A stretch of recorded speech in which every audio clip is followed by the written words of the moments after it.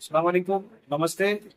आज आपण इथे आमदार राईस पाटील साहेबांबरोबर इथे आहे. मी थोडक्यात आपल्याला सांगू इच्छितो की मागच्या 5 वर्षामध्ये जे साहेबने जे काम त्याच्या आमदारकी जे केलेलं आहे, हा आमदारकी म्हणून त्यांनी खासदारकीचे पण काम केलेले आहे. कोविडच्या या टायमावर आम्ही लोकांची परिस्थिती काय होती आपण बघितलेलं आहे. त्यावेळी आम्ही सगळ्या लोकांना फोन करायचे, पण ज्यावेळी आम्ही आमदार साहेबांना फोन करण्याचा संपर्क केला, साहेब आम्हाला त्वरित ते त्वरित भेटले. पण आणि आमच्याकडे जे पेशंट जे बिमार होते, ज्यांना ऍडमिट करायचे, त्या ऍडमिट करण्यासाठी साहेबनी प्रत्येक वेळी आम्हाला मदत केलेली आहे. मागच्या 3-4 वर्षापासून आम्ही NH48 इन्फॉर्मेशन ग्रुप हायवेवर जे आम्ही फिरतो आणि जे काम करतोय, त्यासाठी आम्हाला आमदारांची खासदारांची आम्ही रोज बातम्या करायचे, कलेक्टर साहेबांना तक्रार करायचे. पण ज्यावेळी आम्ही राजेश पाटील साहेबांना फोन केलेला आहे, राजेश पाटील साहेब स्वतः हायवेवर निघून आलेले आहे आणि आमची जी समस्या होती, लोक जे बेमौत मरायचे तिकडे, त्या कुठेतरी त्याला स्टॉप आणलाय त्यांना. आणि आज आमचे आमदार साहेब असून त्यांनी खासदारचे काम केलेले आहे. आणि आज मला खूप आनंद होतोय की साहेब आज आमदारकीसाठी उभे आहे आणि खासदारकीसाठी आज साहेब उभे आहे. आमदार तो आहेत साहेब, पण खासदारकीसाठी साहेब उभे आहे. आणि आम्ही आज साहेबांशी बोलतो की साहेब, आपण जर आमदार असून जे काम केलेले आहे, आपण जर खासदार म्हणून निवडून आले साहेब, तर आपण आज जनतासाठी काय काय काम करणार साहेब, आणि तुमच्याकडे काय असं प्लॅनिंग आहे जे आमची मायनॉरिटी जे डिपार्टमेंट जे मुस्लिम मध्ये जैन समाज आहे, पंजाबी समाज आहे साहेब, याबद्दल आपण काय बोलू इच्छितो साहेब? नमस्कार. लोकनेते आमदार हितेंद्र ठाकूर आणि बहुजन विकास आघाडीचे सर्व आमचे नेते आणि कार्यकर्ते यांच्या जोरावर मी गेली 4.5 वर्ष बोईसर विधानसभा मतदारसंघाचा आमदार म्हणून काम करतोय. आणि तुम्हाला माहिती आहे की बहुजन विकास आघाडी सर्व धर्मीय अशी आणि सर्व जातीय लोकांची अशी ही आघाडी आहे. आणि त्यांचं नेतृत्व जे आहे आमदार हितेंद्र ठाकूर यांनी सर्व समाजातील म्हणजे मायनॉरिटीचे मुसलमान समाज आहेत, ख्रिश्चन समाज आहेत, जैन समाज आहे, पंजाबी समाज आहे किंवा इतर सर्व धर्म, हिंदू धर्म घ्या, त्याच्यामध्ये अनेक प्रांतातले लोक म्हणजे गुजराती आहेत, मारवाडी आहेत, साऊथ इंडियन लोक आहेत, त्याच्यानंतर उत्तर प्रदेश चे आहेत, बिहारी लोक आहेत, बंगालमधली लोक वसईमध्ये आलेले, आसाममधून लोक आलेले आहेत. म्हणजे भारताच्या प्रत्येक प्रांतामधून इथे जे लोक येऊन राहिलेले आहेत, ह्या लोकांसाठी एक चांगलं काम आपण केलेलं आहे. आणि आम्ही मायनॉरिटीच्या प्रत्येक मुसलमान समाजाचा कार्यक्रम असेल, त्याच्यामध्ये आम्ही कुठलाही भाषण कार्यक्रम, त्याच्यामध्ये इफ्तार पार्टी, ईद मिलाद असेल, आम्ही तिथे जातीने हजर असतो, त्यांना शुभेच्छा द्यायला असतो, त्यांच्या सुखादुःखामध्ये असतो. माझ्या गावाशेजारी एक पीर बाबा आहेत, त्यांचा दरवर्षी आम्ही मोठ्या प्रमाणामध्ये खानवड्याला उत्सव करत असतो. म्हणजे आमच्या नसामध्ये मायनॉरिटी म्हणा की आम्ही ते मानतच नाही, आम्ही सगळे एक आहोत. ख्रिश्चन धर्मीय लोक आहेत, त्यांच्यामध्ये सुद्धा कुठलाही सण असेल, कुठलंही लग्न असेल, कुठलाही त्यांचं सुखादुःखाचा कार्यक्रम असेल, माझे मित्र परिवार खूप मोठ्या प्रमाणामध्ये त्याच्यामध्ये आहेत. माझे सहकारी मित्र डॉमिनिक रुमाव, मी तहसील तालुक्याचे सभापती असताना ते उपसभापती होते. आणि त्यांच्या माध्यमातून त्यांच्या प्रत्येक सुखादुःखामध्ये मी जात राहिलोय. माझी अतिशय चांगले घरोब्याचे सगळ्यांचे संबंध आहेत आणि आपण जे नेतृत्व सगळ्यांना मानणारं आणि घेऊन चालणारं आहे. त्यांचे अनेक पदाधिकारी कॅथलिक समाजाचे आपल्या बहुजन विकास आघाडीमध्ये नगरसेवक आहेत, सभापती झाले, मायनॉरिटी म्हणजे मुसलमान समाजाचे आमचे सगीर डांगे उपमहापौर झाले. त्याचप्रमाणे व्हेरी यंगस्ट अफीफ शेख हे ओनली 24 इयर्स वय असताना त्यांना महानगरपालिकेचं स्टँडिंग सभापती म्हणून त्यांना तिथे एक दिलं. आमचे अब्दुल चाचा ते सभापती आहेत. आमच्या अनेक भगिनी ह्या मुसलमान समाजाच्या महानगरपालिकेमध्ये नगरसेविका आहेत. त्याच्यामुळे किंवा उत्तर भारतीय आहेत आमचे भरत मकवाना, ते तिथे आमचे सभापती आहेत. त्याचप्रमाणे आमचे सरिता दुबे, त्याच्यानंतर आमचे गुप्ता हे आमचे नगरसेवक आहेत. म्हणजे आम्ही सर्व त्याच्यात आणि कॅथलिक समाजाचे नाडर प्रवीण शेट्टी हे आमचे महापौर होते. दलित समाजाचे रुपेश जाधव हे महापौर होत राहिले ओपन जागेवर. मी ओपन जागेवर आदिवासी माणूस सभापती बनवलं. म्हणजे आम्ही बहुजन विकास आघाडी काम करताना सर्व धर्मीय आणि सर्व मायनॉरिटीला एकत्र घेऊन आम्ही काम करतो आणि आमचा एक परिवार आहे. आज आपण बघितलं इथे कुठलाही मनोहर भागामध्ये उरूस असेल किंवा बच्चीचा कुठला कार्यक्रम असेल तर मी आवर्जून जातो. मला लोक भरभरून बोलवतात, शिरकुर्मा खायला देतात, बिर्याणी खायला देतात. मी तिकडे जातो का, तर त्यांना माहितीये आमदार एक राजेश पाटील किंवा आपण ठाकूर हे आमचे आहेत.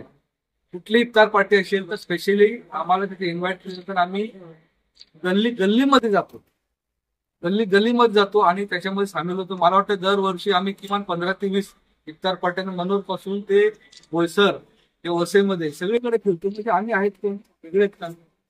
मुसलमान समाज आमचा भाऊबंद आहे, जातीबंद आहे. आम्ही वर्षानुवर्षे इथे राहतोय, आमच्या बोलीभाषा एक आहेत. चलन आम्ही एकमेकांच्या सणावारामध्ये सामील होतो, एका ताटात खातो, आणि वेगळे कसे असतात आणि एक आहेत. त्याच्यामुळे काही लोकांची जी भूमिका चुकीच्या पद्धतीने मांडण्याचा प्रयत्न करतात, हे न पटणारी गोष्ट आहे. त्याच्यामुळे आमचा मुसलमान बांधव समाज आहे त्याला पूर्ण माहिती आहे.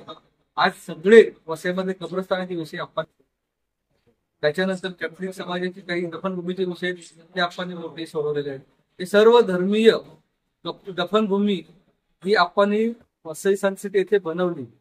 जे आज ह्या आपल्या मायनॉरिटीच्या लोकांच्या पुळकानं बोलतात ना, तेच कोर्टामध्ये गेलेत आणि त्यांनी ह्या गोष्टी अडवल्या, भिंत तोडायला लावली. म्हणजे एवढं भयानक ह्या लोकांनी केलंय. म्हणजे त्यांना इथे फक्त भानगडी लावायची धर्मामध्ये, जातीमध्ये तेढ निर्माण करायचा आहे. तो वसई तालुक्यामध्ये आपल्या नेतृत्वाने कधीच झाला नाही आणि त्यांना ते पाहवत नाही. त्याच्यामुळे त्यांना वाटतं की हे आपसामध्ये भांडले नाहीत, त्यांच्यामध्ये फाटाफूट केली नाही तर आपण राज्य करू शकत नाही, आपली सत्ता येऊ शकत नाही, आपले लोकप्रतिनिधी निवडू शकत नाही.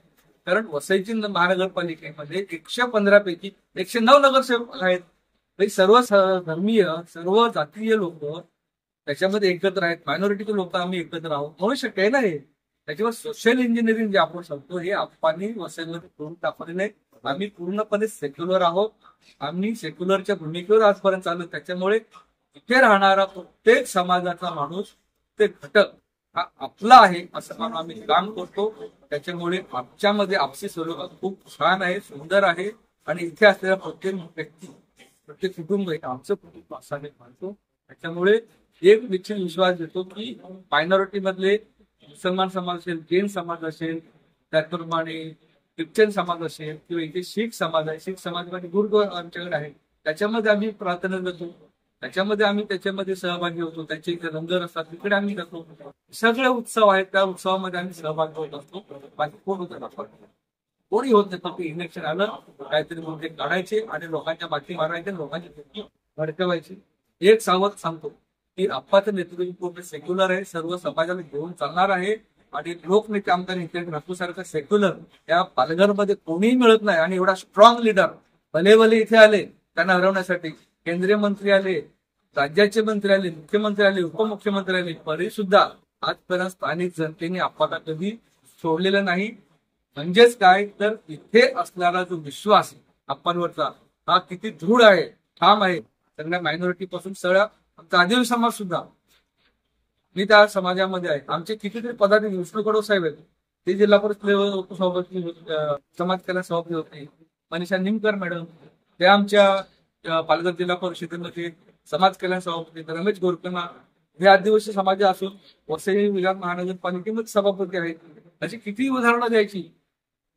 त्याच्यामुळे ते आपण सांगितलं आणि कोरोना काळामध्ये रोजच्या रोज काम केलं आणि आम्ही 24/7 लोकांमध्ये काम करतो. त्याच्यामुळे हा जो विषय हा गौण आहे.